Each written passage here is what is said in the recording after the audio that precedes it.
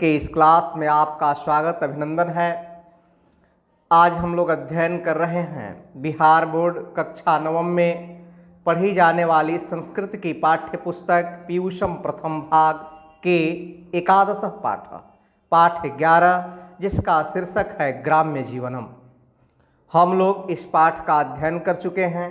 आज इस पाठ के अभ्यास कार्य का हम लोग अध्ययन करेंगे, जो इस पाठ के बाद प्रश्न उत्तर दिया है, चाहे वह एक पद में है, एक वाक्य में है या उसमें संबंधित व्याकरण है। मौखिक और लिखित अभ्यास दोनों का हम आपको अच्छे तरह से अध्ययन कराएंगे, जिससे आप अच्छी तरह से समझ जाएंगे। तो यदि आप इस चैनल पर नए हो अवश्य सब्सक्राइब कर लें और 9th क्लास के अपने मित्रों को भी शेयर कीजिए। संस्कृत से बच्चे कुछ घबराते हैं और ये मेरा प्रयास है कि जब बच्चा इस ऑनलाइन शिक्षण के माध्यम से पढ़ रहा है तो उसको अब संस्कृत में कोई दिक्कत नहीं होनी चाहिए। इसीलिए मैंने एक एक चीज़ को बढ़िया से समझाने का प्रयास किया है। आइए देखते हैं। सबसे पहले जो एकादश पाठ है ग्राम्य जीवनम, इसके मौखिक अभ्यास को, और यहाँ मौखिक अभ्यास में लिखता है, पहला क्वेश्चन है कि निम्नलिखितानाम प्रश्नानाम उत्तरम दत्त। नीचे लिखे गए प्रश्नों के उत्तर दीजिए। क प्रश्न है इसमें कि अस्माकम देशे जनाः कुत्र वसन्ते, हमारे देश में लोग कहाँ रहते हैं। तो हम इसका उत्तर पढ़े हैं ना, क्या लिख देंगे? अस्माकम देशे जनाः ग्रामे नगरे च वसन्ते, हमारे देश में लोग गांव में और शहरों में रहते हैं। ख प्रश्न है भारते केषां संख्या अधिका अस्ति, भारत में किसकी संख्या अधिक है। तो इसका उत्तर हो जाएगा भारते ग्रामाणाम संख्या अधिका अस्ति, भारत में गांवों की संख्या अधिक है। ग प्रश्न है प्राचीन काले ग्राम्य जीवनम कीदृशम आसीत्, प्राचीन काल में ग्रामीण जीवन कैसा था। तो हम इसका उत्तर लिख देंगे प्राचीन काले ग्राम्य जीवनम बहु सुखमयम आसीत्, प्राचीन काल में ग्रामीण जीवन अत्यंत सुखमय था। घ प्रश्न है विदेशेषु ग्रामे अपि कीदृशी समृद्धि आगता, विदेश के गांवों में भी कैसी समृद्धि आ गई थी। तो उत्तर इसका लिख देंगे कि विदेशेषु ग्रामे अपि वैज्ञानिक समृद्धि आगता, विदेशों में गांवों में भी वैज्ञानिक समृद्धि आ गई थी। अंगा प्रश्न है हमारा अद्य ग्रामे कस्य कल्पना नास्ति, आज गांव में किसकी कल्पना नहीं है। तो उत्तर क्या हो जाएगा? अद्य ग्रामे स्वर्गस्य कल्पना नास्ति, आज गांव में स्वर्ग की कल्पना नहीं है, क्योंकि जितनी भी वैज्ञानिक चीजें हैं वो सब आज गांव में भी आ गई हैं, और हमारी जो सभ्यता संस्कृति ग्रामीण थी वह आज वैसी नहीं रही है। बहुत परिवर्तन हो गया है पूर्व में और आज में।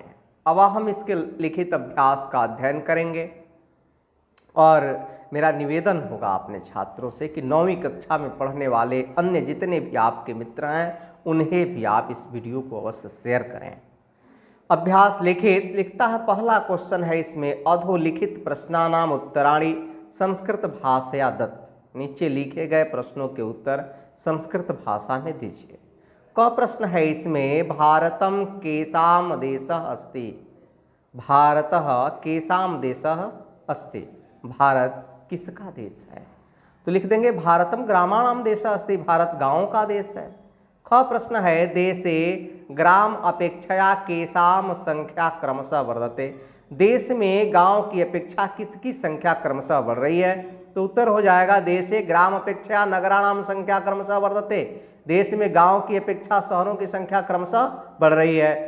ग प्रश्न है मानवः काम कल्पयित्वा नगराणि निर्ममे, मानव किसकी कल्पना करके शहरों का निर्माण किया है। तो उत्तर हो जाएगा मानवः स्वस्य भौतिकी सुख समृद्धिम कल्पयित्वा नगराणि निर्ममे, मानव अपने भौतिक सुख समृद्धि की कल्पना करके नगरों का निर्माण किया है। वह प्रश्न है हमारा कि मानवेभ्यः केषां वस्तूनाम आवश्यकता वर्तते, मानव को कैसे वस्तुओं की आवश्यकता है। तो उत्तर हो जाएगा मानवेभ्यः भोजनम वसनम आवासः च इति तीसरा आवश्यकता वर्तते, मानव को भोजन वस्त्र और आवास इन 3 चीज़ों की आवश्यकता है। और आज चौथी आवश्यकता भी है शिक्षा, क्योंकि यदि शिक्षा हमें नहीं मिलती है बढ़िया तो हमारा जीवन कैसा हो जाएगा, पशुवत हो जाएगा। इसलिए आप लोग एकदम मन लगा करके पढ़िए। अंगः प्रश्न है, अद्यत्वे ग्रामेषु कीदृशं संकट कारणम दृश्यते। आज गाँव में कैसा संकट का कारण दिख रहा है। तो उत्तर इसका हो जाएगा कि अद्यत्वे ग्रामेषु समाजे च राजनीति प्रसारेण दल प्रतिबद्धता जातिवाद भूमि विवाद संकट कारणम दृश्यते। आज गाँव में और समाज में राजनीति के प्रसार द्वारा दल की प्रतिबद्धता, जातिवाद और भूमि विवाद संकट का कारण दिख रहा है। लिखित अभ्यास का दूसरा प्रश्न है इसमें कि अधोलिखिता नाम पदा नाम प्रकृति प्रत्यय विभागम लिखत। नीचे लिखे गए पदों का प्रकृति प्रत्यय अलग अलग करके लिखिए। संस्कृति है तो संस्कृति का प्रकृति प्रत्यय क्या हो जाएगा, प्रकृति क्या है, इसमें उपसर्ग और धातु है और प्रत्यय कितिन है, लगा है ना। सम उपसर्ग पूर्वक क्री धातु में कितिन प्रत्यय लगा है, तो क्या बन गया, संस्कृति है। ग्राम्यम, ग्राम्यम का प्रकृति प्रत्यय हो जाएगा, ग्राम में यत प्रत्यय लगेगा तो बनेगा ग्राम्यम। अवरुद्धम, अव उपसर्ग पूर्वक रुद्ध धातु में कत प्रत्यय लगता है तो बन जाता है अवरुद्धम। वैज्ञानिक, विज्ञान में ठक प्रत्यय लगेगा तो वैज्ञानिक पद बनेगा। और कदा, किम में दा लगेगा तो क्या बन जाएगा, कदा। तो इस प्रकार से प्रकृति प्रत्यय हम अलग अलग करके लिखते हैं, या प्रकृति प्रत्यय अलग अलग रहेगा तो उसका एक पद बना देते हैं। तीसरा प्रश्न है कि संधि विच्छेदम कुरुत, संधि विच्छेद करें। और क प्रश्न है इसमें कि ग्रामे अद्यापि, संधि विच्छेद करना है, लिखना है ग्रामे अद्यापि का संधि विच्छेद, तो क्या हो जाएगा विच्छेद इसका, ग्रामे धन अद्य धन अपि बन गया ग्रामे अद्यापि। एतत् लाभम, एतल लाभम का हो जाएगा एतत् धन लाभ धनार्जनम। ग प्रश्न है धनार्जनम और इसका विच्छेद क्या हो जाएगा, धन धन अर्जनम। घ है चेति और हो गया चौधन एति। फिर हो गया प्राचीन उक्ति है, प्राचीन धन उक्ति है। चौथा प्रश्न है हमारा कि अधोलिखिता नाम वाक्या नाम संस्कृत भाषायाम अनुवादम कुरुत। नीचे लिखे गए वाक्यों का संस्कृत भाषा में अनुवाद करें। अनुवाद अत्यंत महत्वपूर्ण है, मैट्रिक परीक्षा में भी 7 अंक का अनुवाद आता है, इसलिए अनुवाद को पढ़ें। इसके लिए मैंने लकार पढ़ाया है, उस लकार का अध्ययन करें। कारक प्रकरण का अध्ययन करें विशेष रूप से, कारक प्रकरण जो हमारा बच्चा बढ़िया से जान जाएगा उसका अनुवाद एक भी गलत नहीं होगा। फिर वह शब्द रूप और धातु रूप को देख लेगा। अभी हम काम कर रहे हैं इसी पर कि हमारे बच्चे जो है संस्कृत में बहुत बढ़िया करें। 100 में 100 लाएं। क है कि हमारे देश में अधिक लोग गांव में रहते हैं। कई पार्ट हो गए इस वाक्य के, नहीं, हमारे देश में अधिक लोग गांव में रहते हैं, इतने पार्ट में वाक्य है। तो हमारे का क्या हो गया, अस्माकम, देश में का देशे, अधिक लोग का बहवः जना, गांव में का ग्रामे, रहते हैं का निवसन्ति। इस प्रकार बनाएंगे, अस्माकम देशे बहवः जना ग्रामे निवसन्ति। इस प्रकार से आपको भी तोड़ लेना है और तब बनाना है इसको। ख है प्राचीन काल में गांव का जीवन सुखमय था। ठीक वैसे ही है, प्राचीन काल में गांव का जीवन सुखमय था, सब अलग अलग है। तो प्राचीन काल में मैं पर किसका चिन्ह है, अधिकरण कारक का, सप्तमी होती है तो हो गया प्राचीन काले।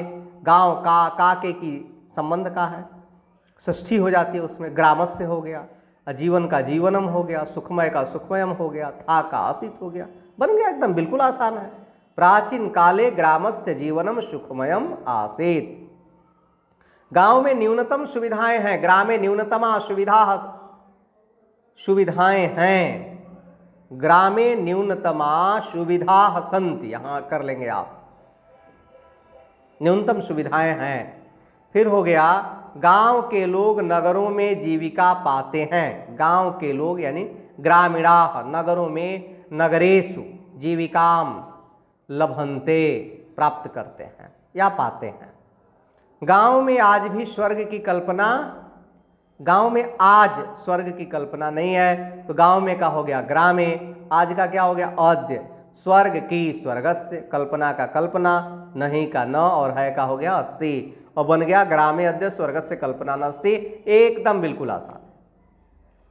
5वां प्रश्न है हमारा, अधोलिखिता नाम पदा नाम स्ववाक्येषु प्रयोगम कुरुत, नीचे लिखे गए पदों का अपने वाक्यों में प्रयोग करें। लिखा निर्वहन्ति, तो निर्वहन्ति का क्या, इससे एक वाक्य बना दिए हम, ग्रामीणाः स्वग्रामेण संबंधम अद्यापि निर्वहन्ति।